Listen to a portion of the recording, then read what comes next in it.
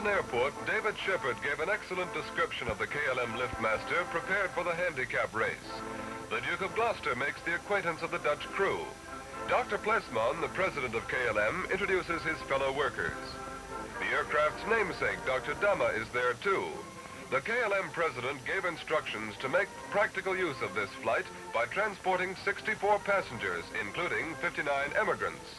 The starting signal being given by the Duke of Gloucester, the Flying Dutchman with its 76 occupants takes off for a fast but commercially efficient passenger flight to Christchurch, a 12,500-mile trip.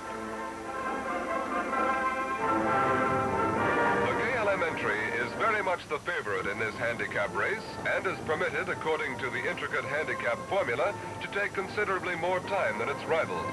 Despite speed, service, comfort, and safety must be maintained. For Captain Kooper and his crew, it's just the continuation of their daily task. The flight engineer watches over the 4 engines. Each of past Rome, the passengers can relax for their first night on board the aircraft. Europe lies behind them in the past.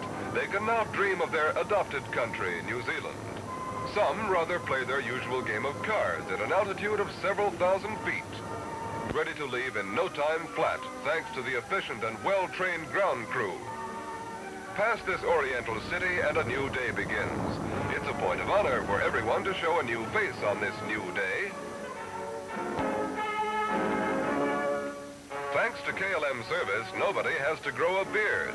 Dutch hospitality flies with you. The stewards in their miniature kitchen know exactly the wants of flying passengers. Every tasty and well-served meal is a pleasant interruption of the journey. Well before lunchtime and being free from household chores for a change, the ladies take up their knitting.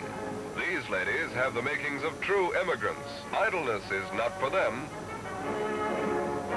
Their example induces some of the men to work.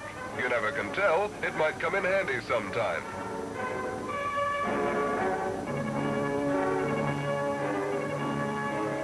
Reporters on board find plenty of material for stories during the comfortable emigrant flight over 3 continents.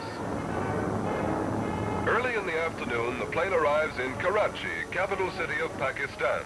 Without any special effort, the KLM crew have already gained 5 hours and 49 minutes. Each man knows his own job perfectly. Fresh provisions are taken in and the fuel tanks are refilled. Due to the perfect organization, the aircraft can continue its journey within 25 minutes. The Dutch colony in Karachi is well represented here. It's really extraordinary, this high-speed transportation with countrymen flying to their new future. During the 5th hop from Rangoon to Jakarta, Indonesia, Aeolus, the wind god, makes an unexpected visit in tropical attire, administering the equator baptism on some of the passengers. In the early morning of the 3rd day, Captain Kooper lands the aircraft on the airfield of Kamaran near Jakarta. Here too, the stop is extremely short. Within a quarter of an hour, the enormous fuel tanks are refilled. Before anyone is aware of it, the Dr. Damme is once again on its way via Port Darwin and Brisbane to Christchurch. The passengers are continually informed by the plane's crew of the journey's progress. Incidentally, the Liftmaster improved on the previous London-Darwin record by no less than 12.5 hours, and yet the service and care were rigidly maintained. In the shortest possible time, the plane spans the enormous continent of Australia, and with an average speed of 310 miles per hour, the Liftmaster wings its way over the richly varied country of New Zealand. A grand view for the emigrants who will be settling here. So the plane reaches its goal, Christchurch. Within 50 hours, the Flying Dutchman completed the 12,500-mile journey with all the KLM comfort maintained. The happiest passengers, of course, are the Dutch brides on their way to join their husbands who emigrated some time before. They are far too happy to pay much attention to the delegation of Maoris greeting the swift foreigners with a tribal dance.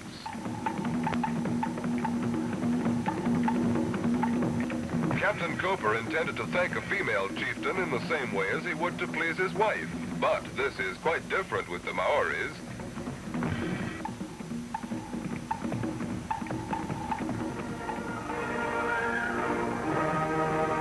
distribution of the air race prizes takes place on the day before the Dr. Damme returns to the Netherlands. The Governor-General of New Zealand honors the KLM crew whose aircraft with 64 passengers on board won the handicap section of the air race. Their prize is a check for £10,000. In addition, each member of the crew is presented with a medal.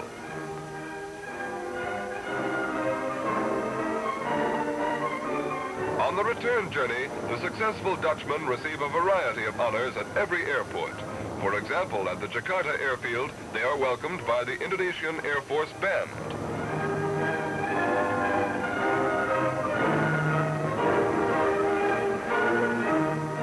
They are introduced to the Indonesian Minister of Communications, who presents his government's congratulations. The KLM representative in Jakarta places the laurels of victory around the neck of team leader Kooper. A few days and another 12,500 miles later, the Liftmaster arrives back at Amsterdam Schiphol Airport, where thousands of people are on hand for a grand reception.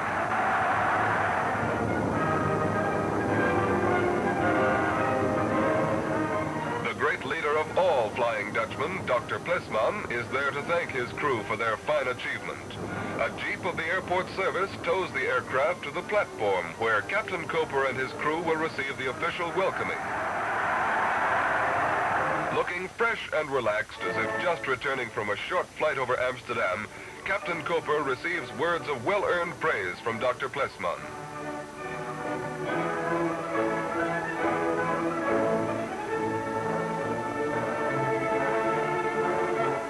Also present are the government's representative, Mr. Alhara, Minister of Transport and Public Works, and the patron of the aircraft, Dr. Damme.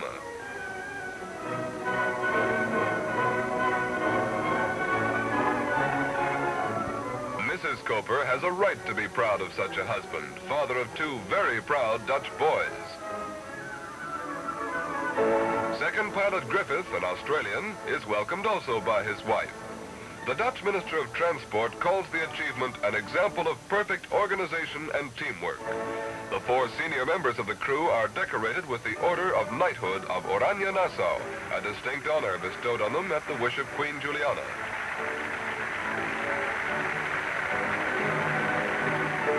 Another of the four so honored is pilot Griffith. Dr. Plesman pays special attention to the regularity of Kooper's flight. He arrived at Schiphol at exactly the appointed hour. Hij heeft schijnbaar dit regelmatigheidsrecord vanmiddag nog eens extra willen onderlijnen. Afgesproken was 3 uur hier en op de kop af 3 uur was hij hier. Then Dr. Damme congratulates the crew, who flew his name around the world with such great success.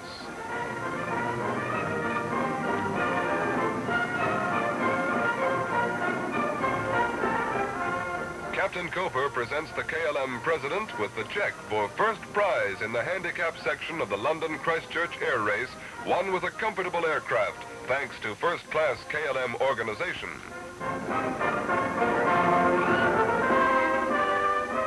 But KLM Royal Dutch Airlines can't dwell too long on this event, however successful. The now famous Liftmaster has meanwhile returned to its duty, carrying loads of 24,000 pounds to the four corners of the world.